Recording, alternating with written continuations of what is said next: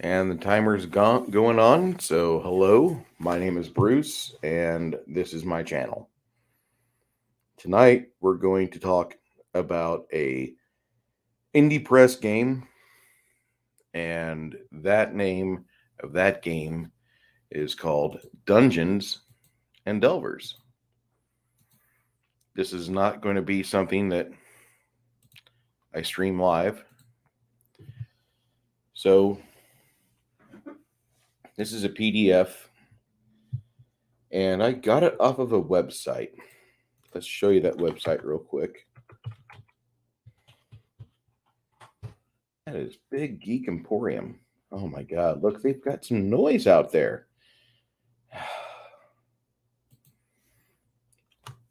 The reason why I bought it off Big Geek Emporium is that I know the owners. I like them. I like Joe. I like Randy. They have great games that they facilitate PDF format. They sell standees. They sell STL files. I don't know. I don't know what else you really want. This is a cute little website. So I bought this game off here, and let's see.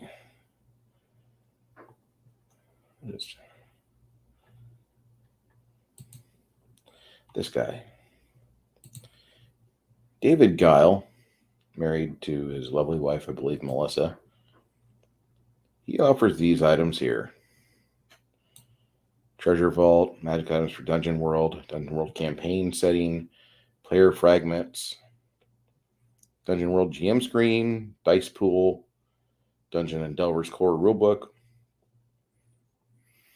Dwarven Vault, character sheets for D&D. I like the fact he has Dungeon and Delvers using the same initials as our game which founded the hobby. Krampus Run. I'll have to buy that. He's got a lot of products up here. Haven't talked to him on the phone or a whole lot in streams yet. Seems like a very nice guy.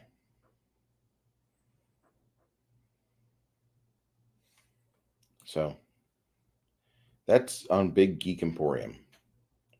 And what I like about them is that they say if you can't be big like us, be geeks like us. Let's look at this. I think this is their 3 kids. All right. Here's our table of contents. Back in the start of the hobby, back in the 70s, it was hard to find a good quality table of contents. He's got thanks to playtesters. Dave and Melissa dedicate this book to their daughter, Lillian, who's always seeking adventure and inspiring them, and to Gillian, whose adventures just started. Chris dedicates a book to Griffin, the greatest son a father could ever ask for. Never give up the adventure. Glory is always just around the corner. Pretty cool stuff. They also invite you to message them at their Gmail or send a nice little email or brief as hell, whatever it is. We're just going into we're going to look at the races of this. We're going to go through the basic things of this, and we're going to finish the races chapter. So Dungeons and Delvers is a complete tabletop role-playing game based on a variety of editions of the original RPG designed to do all things that we wished it would do. As such, while it shares many mechanics and goals, there's some key differences, but if you've played any edition, much of it will feel very familiar, and you can skip ahead to page 7. All right. Core mechanic of Dungeons and Delvers is a d20 roll. When you try to do something, the results are uncertain. Roll d20, add any modifiers, compare the result to a target number, referred to as a difficulty class or DC. This is endemic. This is not just in Dungeons and Delvers or in basic Dungeons and Dragons or whatever version of D&D you play. You have a difficulty class for your target rolls. If you succeed, the DM tells you how you succeed. If you fail, the DM tells you how you fail. Kind of neat how that works. So,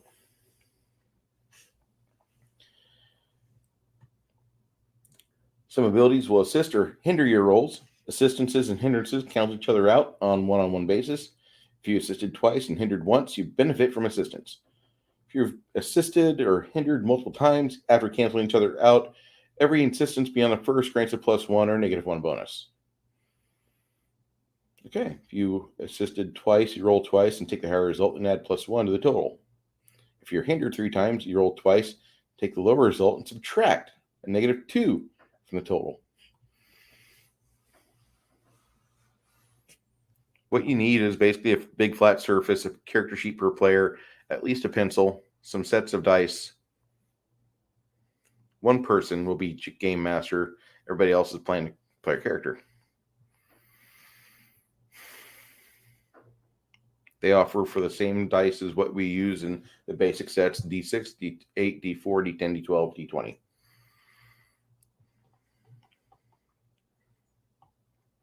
Here's the art. The art's got a good theme to it. Is it Wayne Allen Reynolds quality? No.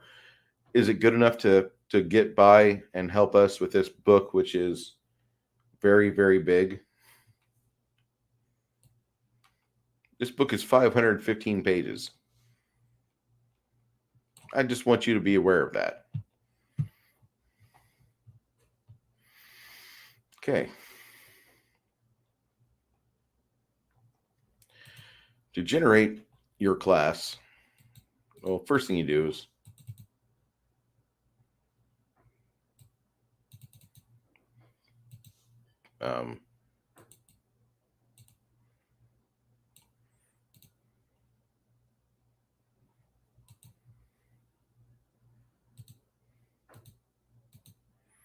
I don't know why this isn't responding. Okay, I'm on page 6. So I'm going to open up Brave and do it.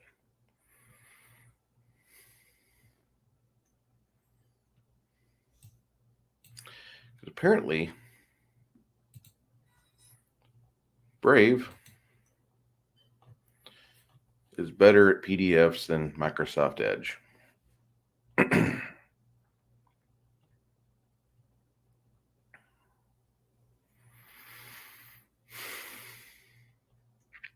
To generate your ability scores, or go with the array if your GM approves, go to page 8. Page 8 describes what each ability score means. You choose your race first.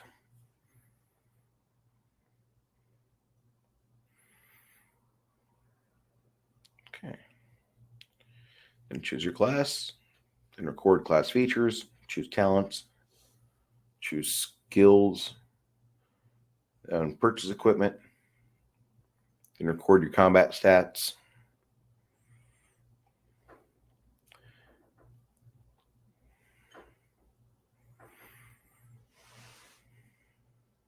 All right. Strength, dexterity, constitution, intelligence, wisdom, charisma. Seems kind of familiar. Looks like everything's rolled with a 3 dice 6. Actually, they do a 4 dice 6, discard the lowest result, add the rest, and consult the following table. So there you go. This actually looks really familiar if you're familiar with basic D&D, basic rule cyclopedia, BX. Because the 13 to 15 gets you a +1, 16 to 17 gets you +2, and 18 +3. I prefer the 3.0 version more than BX, not because the bonuses are bigger, but just for the fact that it's more regulated. Every 2, it goes up by +1 or -1. That's fine. I'm not going to ding him on that. The various races in this world.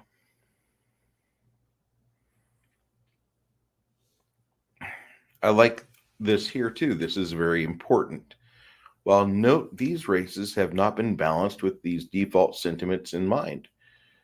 They don't gain additional abilities to offset social drawbacks, and in the case of Isham, they don't lose anything that could count for the fact that many regard them with reverence. Negative interactions are mitigated by disguises, illusions, proving yourself through word and action, and partly because your GM's campaign setting, the preconceptions might not be present, either in general or in certain regions. It's also possible that races like Cambians could be viewed with admiration. They've got Cambians in this world. Racial features. You get pluses to ability scores. They talk about size. They're typically either small or medium. Okay. Speed. This is how far you move during combat and while traveling. Some races have access to special movement modes like flying or swimming. Skill bonuses. This is not a proficiency bonus, so it stacks with a bonus from your proficiency bonus, ability scores, and other modifiers. Excuse me. I don't ever like using languages anymore in a game. I use regional languages. I stopped using racial languages because only within those areas would you actually have people that were speaking High Elven or whatever. It's like very few people nowadays speak Latin. Those that do can pretty much vacillate between Portuguese, Italian, Spanish, that sort of thing. It's a regional language, and I like that. I don't really like using racial tongues. I like languages being more regional, maybe even say class-based, like druids or thieves.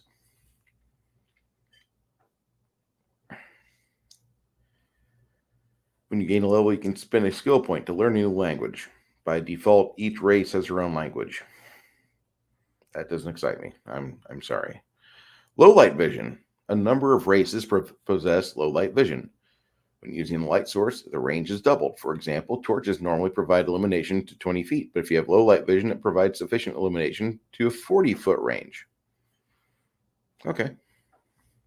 Resistances. Cambians are resistant to fire. Dwarves are resistant to poison. Isham are resistant to both necrotic and radiant. Complete rules are found on page 289. But essentially, when you suffer damage of that type, reduce it by resistance before factoring in DR from other sources, if it applies. So, looks like he's got types of bonuses and penalties like skills, proficiencies, resistances, things like that. This is still fairly basic. We're also only on page 12.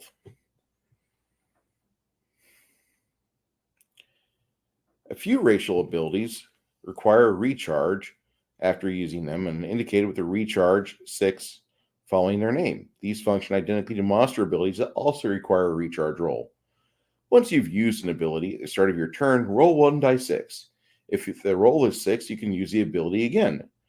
Otherwise, you must try again at the start of your next turn. At 10th level, these abilities recharge on a roll of 5 or 6. At 20th, they recharge on a roll 4, 5, or 6. Concentration. You can only maintain a single concentration effect at a time. If you use another ability that requires concentration, or the same ability, the first effect immediately ends. If you suffer damage while maintaining a concentration effect, you must attempt an ability or skill check. On a failure, the effect immediately ends. Subtypes. Several races have you choose a category or ability. For example, Cambians must choose a sin, while Chthon use an element that powers them. This is chosen at first level and cannot be changed. Certain items or actions might be capable of doing so, though this is entirely up to the game master. Cute little photo here, or picture. Looks like you have an elven type standing by a rock behind it. And you have a cleric and her fighter. Wonder if that's the husband and wife playing a game. And this is their kid. I know.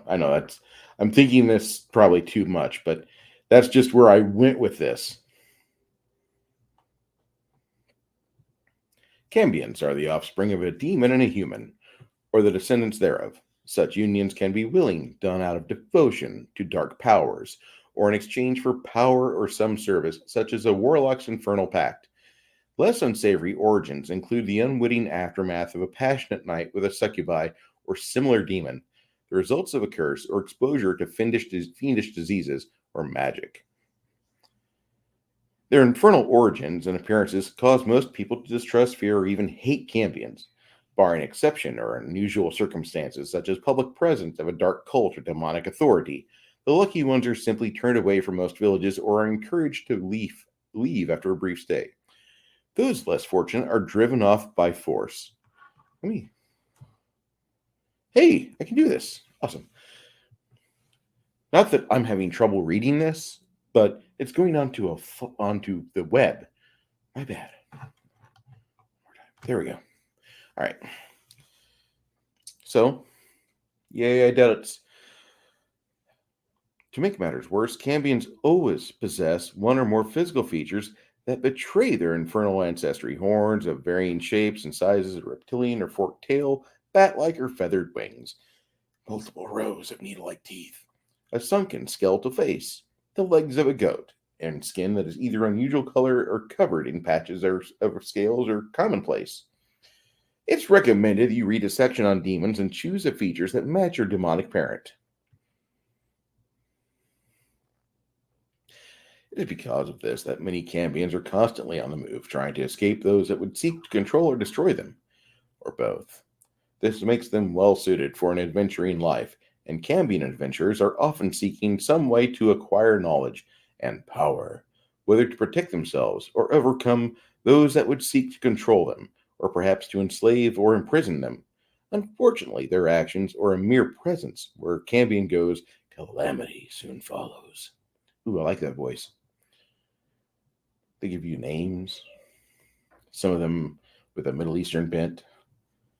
Yeah, some there with a little bit of Greek in them.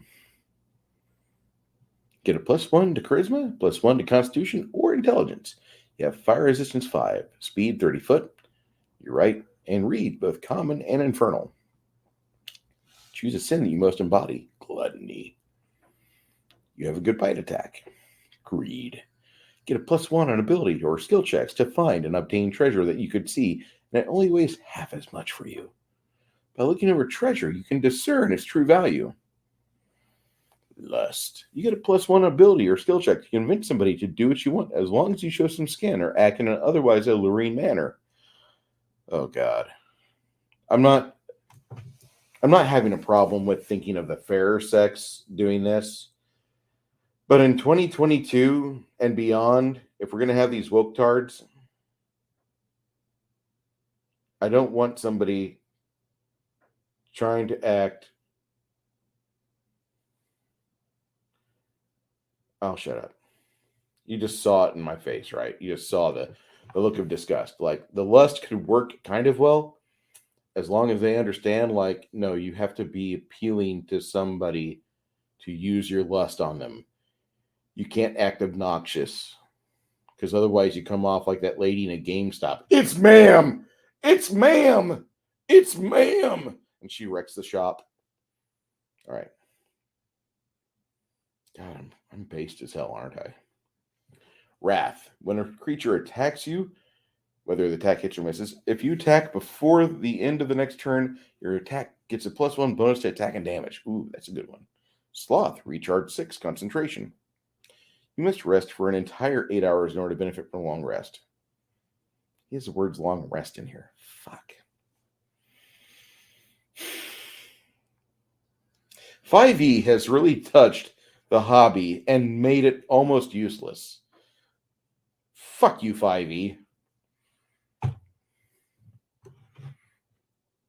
Well, 4th had short rests too, and I didn't like that idea at all.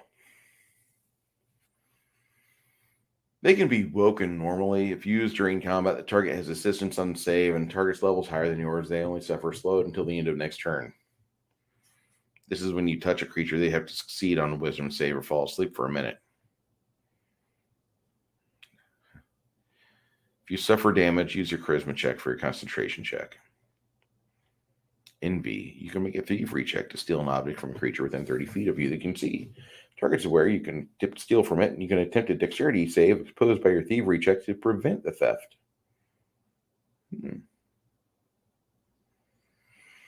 Interesting. Pride. Your arrogance knows no bounds, and failure is not an option. Roll 1 on d20 for attacks, ability score, saving throw. You can re-roll the die one time. If the re-roll results in failure due to frustration and stress, you're effectively dazed until the end of your next turn. Wow. Kind of like that I do.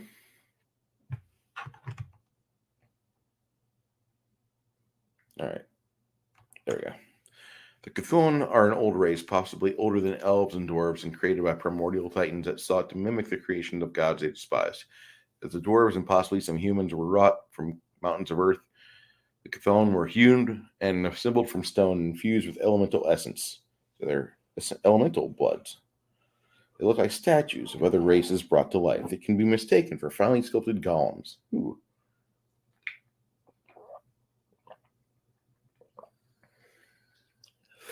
Yay for Tang. I like Tang. With the results varying considerably depending on given Titan's patient skill and athletics. It's cool. Some Cthulhu look like statues. They might be mistaken for finely sculpted golems. They have little scars from time and conflict.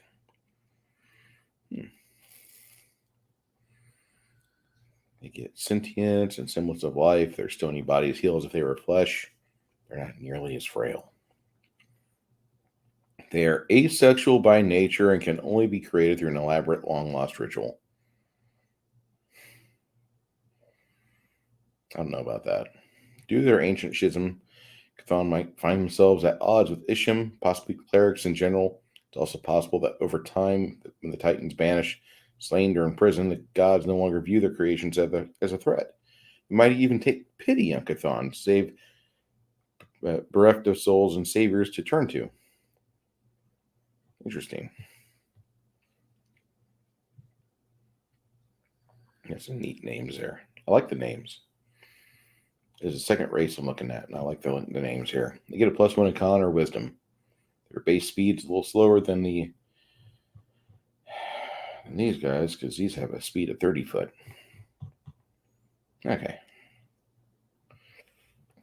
Yeah, DR1, it stacks with the armor.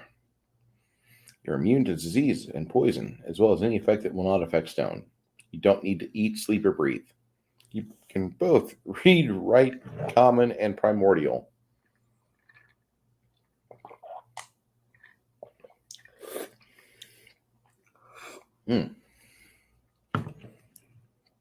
What elemental essence powers you? Fire gives you fire resistance 5. You give fire damage whenever you attack. You have a swim speed equal to standard speed, fire resistance 5, and suffer 1 willpower to produce enough water to sustain a single medium-sized creature for the day. If you're wind Cthulhu, you're increased to 30 foot. You have thunder resistance 5 and gain a +1 on jumps and take half damage from falling.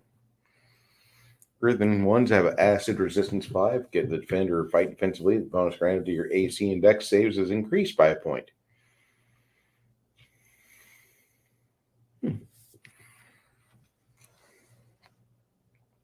Suffer 1d4 WP, ignoring DR effects that would reduce the damage, to transform into a pile of black ooze for up to a minute. While in that form, your damage resistance is increased to 5. Cannot speak or attack. You are not the green ooze from the Orville. Of course, I just totally blanked on his name. Norm Macdonald's character. Orville. Norm.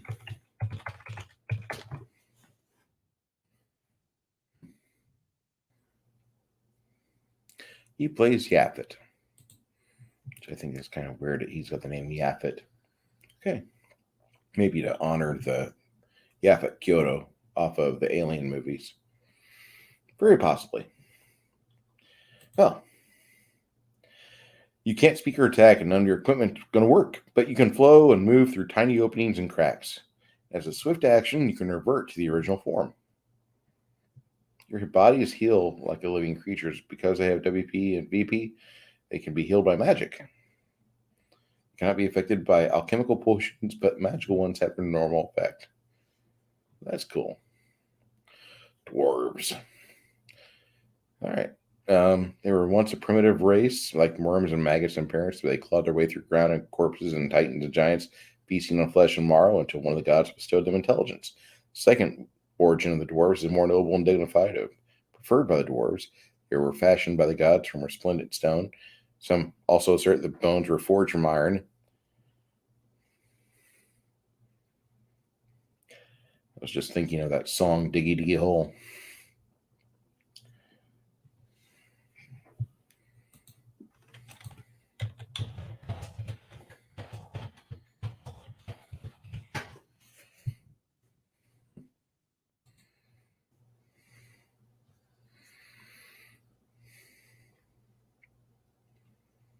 Skin made of iron, steel in our bones.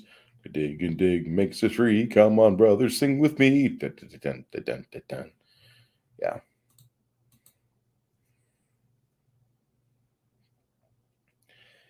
To lend credence to the latter, over the span of several centuries, the dwarves turn to stone, a process they call returning to stone.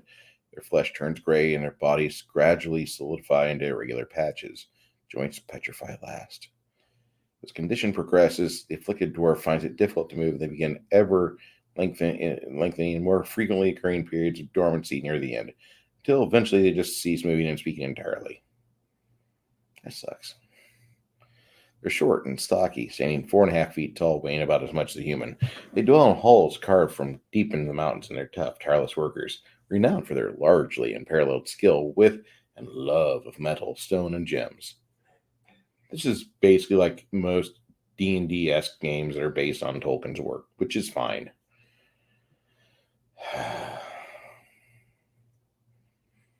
And I like here in this paragraph, some ancient dwarven craftsmen have mastered these skills to such an extent that, similar to the gods, they can craft living creatures out of such materials.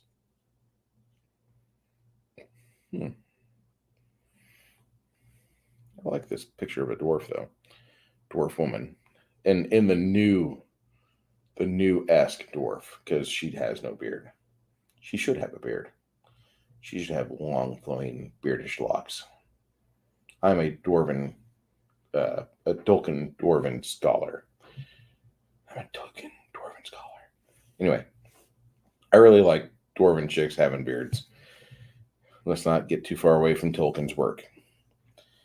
What? You said there's an Amazon show? I disbelieve. Okay. They're medium, +1 to con, +1 to either strength or wisdom.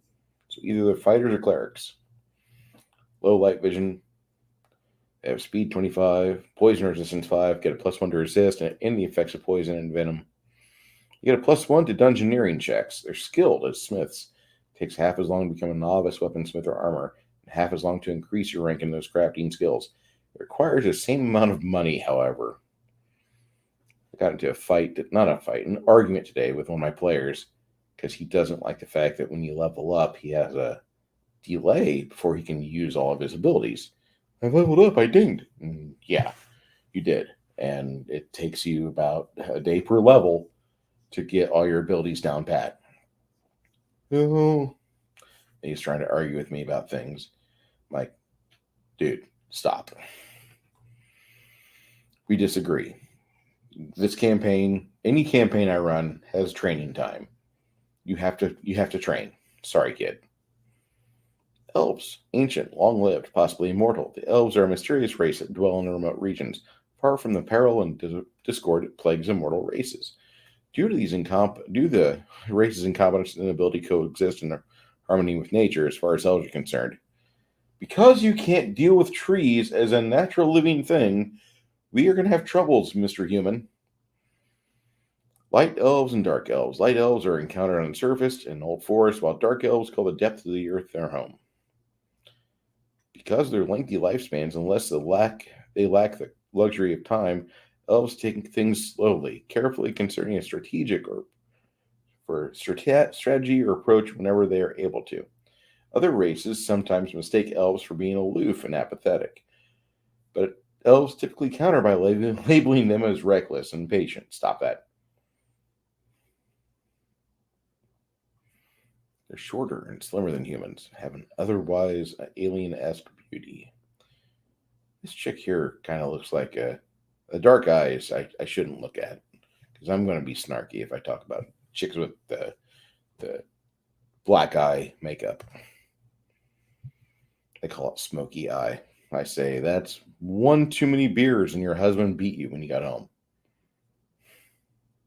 Anyway, elves and skin have hair and skin color that varies. Are they light or dark? Light elves have pale skin tones and tend to have fair hair, while the latter feature swarthier skin tones and darker hair colors.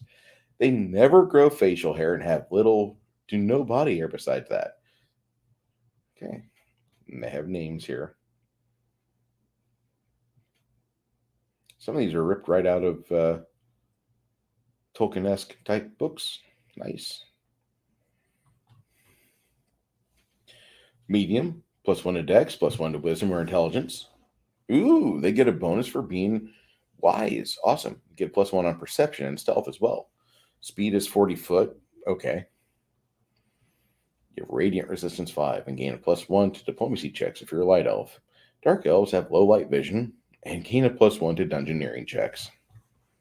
Humans! My favorite race to play.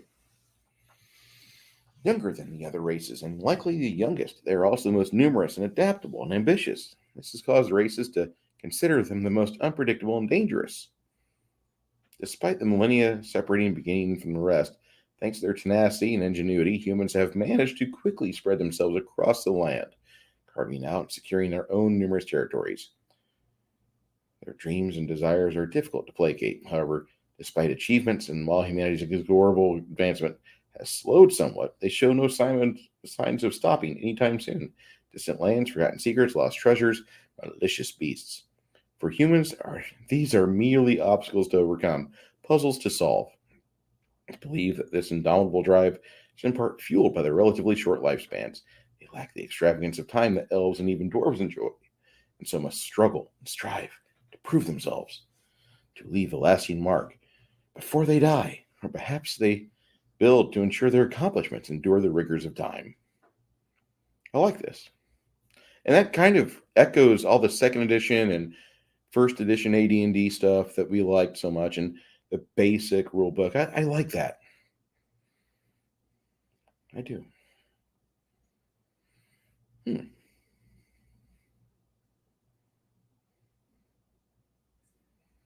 Interesting. So it mentions in here that the age of men has just begun.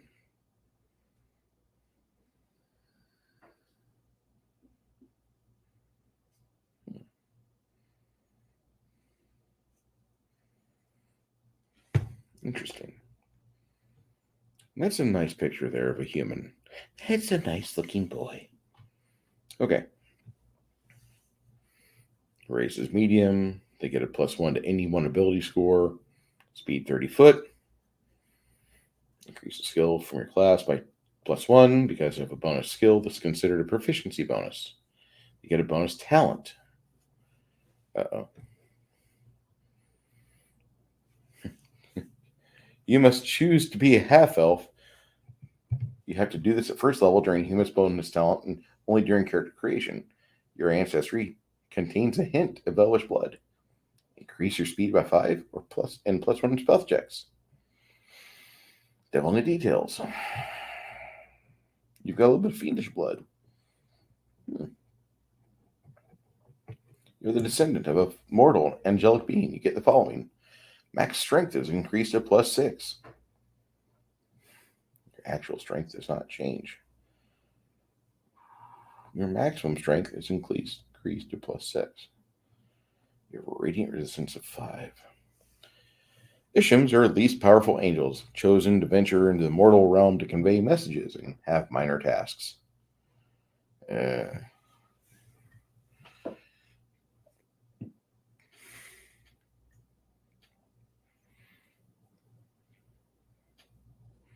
Worshippers flock to them when they're just kind of out and about, because they look like this.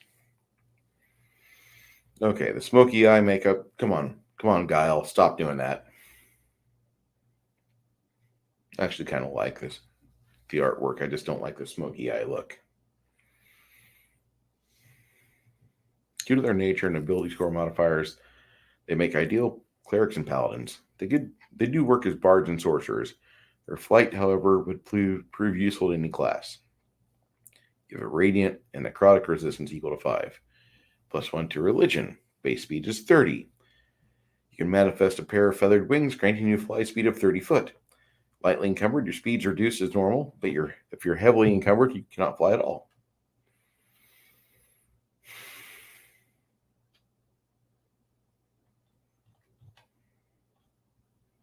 Right, you can be a kobold. Small spirit forms tend to live in mines and ships and houses of other races like humans. Depending on temperament and how they're treated, they can be beneficial or malicious. Of course, some kobolds like to remain hidden due to mistreatment or increased danger in the region. They look more or less human, with exaggerated noses and ears like animalistic features, stand about half as tall. Their skin and hair color depends on the habitat. Hearth kobolds are human skin tones and hair color. Mine kobolds have gray skin and darker hair, and ship kobolds are bluish or pale skin and lighter hair colors. So, kobolds are taking the role of like fae. Interesting.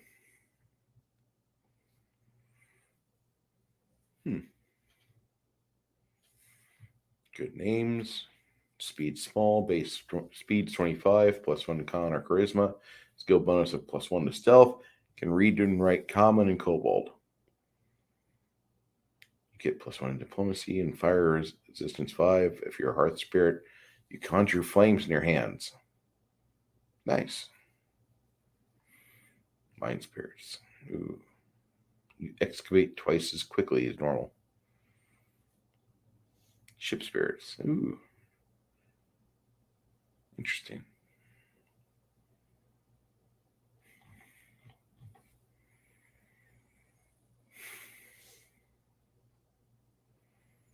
I didn't realize how long this was going, so forgive me.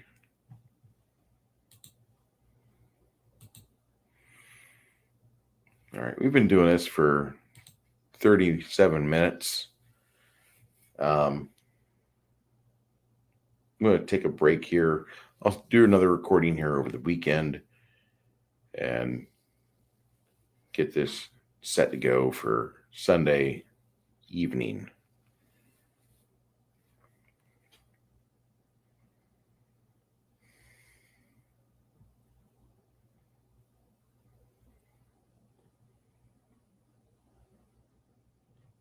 Yeah. I'll talk with the Gytherians here starting on Sunday night. Sunday night at 9, I'll start working on another one of these videos. Because this is kind of cool looking. We haven't even gotten into like the actual gameplay. This is a neat looking game. This reminds me of basic D&D because of the mathematics, but this is still a cool looking game. Let's stop sharing that. Okay. Well, almost 40 minutes in. I didn't want to go too long. This is going to be a multi-part book review, and I hope you guys enjoy this. For those of you looking for answers on Dungeons and Delvers, we're going to do about, I got to page, what was it? I got to page 20 in 40 minutes. So it's going to take a while for us to really deep dive into this. I think this is going to be my focus, is deep diving. And I hope you guys enjoy what I'm doing here. My name is Bruce, and I don't want to run out of steam, if you understand what I mean. I worked all day. I was thinking I'll just go to the end of the races chapter to classes. There's a lot of races here. There's more races than what I'm used to in a game. We're up to K's. And what he's done so far with Chthons, and with Dwarves, and with... I'm just seeing that like he's got some very neat additions to a basic style game. Don't know if I like the way he did Kobold, so It's like he had some kobolds take over the halfling. It's just me. I'm just feeling that right now. Do I like it? Yeah, I do. Is it the greatest ever? No. Is it playable? Yes. So, my name is Bruce. I'll see you over the